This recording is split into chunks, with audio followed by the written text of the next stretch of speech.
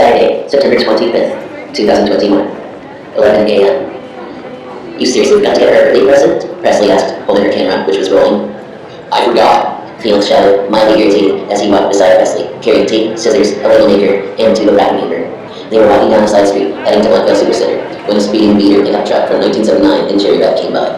The three people in the cab were screaming and fighting when suddenly a book no bigger than a thesaurus flew out the window at Felix, landing at his feet.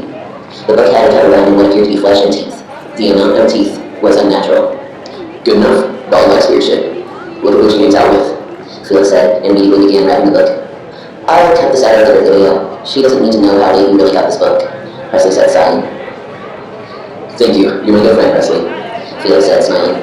Best. Don't you forget that, Presley said, zooming in on Felix's face. Felix did a finger gun at his temple and pretended to blow his own brains out. Presley rolled her eyes and laughed as Felix picked up his newly wrapped present for Dolly. The two then continued their walk up Lakeville Supercenter.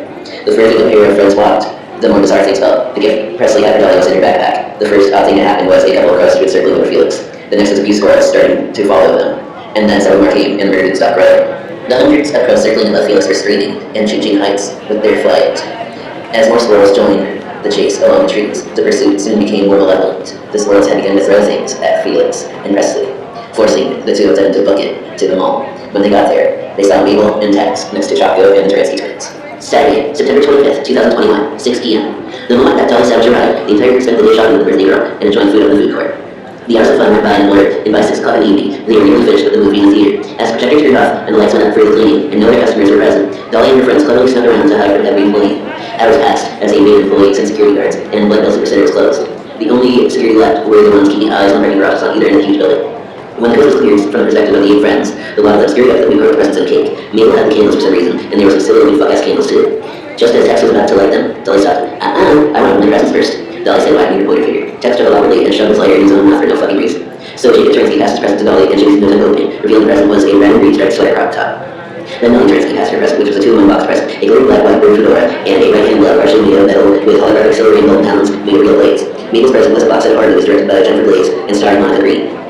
The present Dolly got from Tex was a white leather jacket covered in black spikes. Choco's present was a box of rigged with rubber snakes that came flying out to reveal something even more unexpected, a neon green vibrating dildo with a bunny-eared clip tickler. Dolly started cackling after 3 solid seconds of shock. Next was Presley's present, which was a tarot deck. Finally, Felix's present was to be opened. The book covered in teeth and bound flesh made bizarre clickety-clackety sounds. And for a moment, it weirded everyone out before Dolly said, "Cake time!" Then everyone began singing the happy birthday song to birthday girl after Choco lit the candles. As soon as the song was over, Dolly blew the candles out. "I wish that we'd be together forever and ever," Dolly shouted, and the acoustics going over the top with the reverb and echo.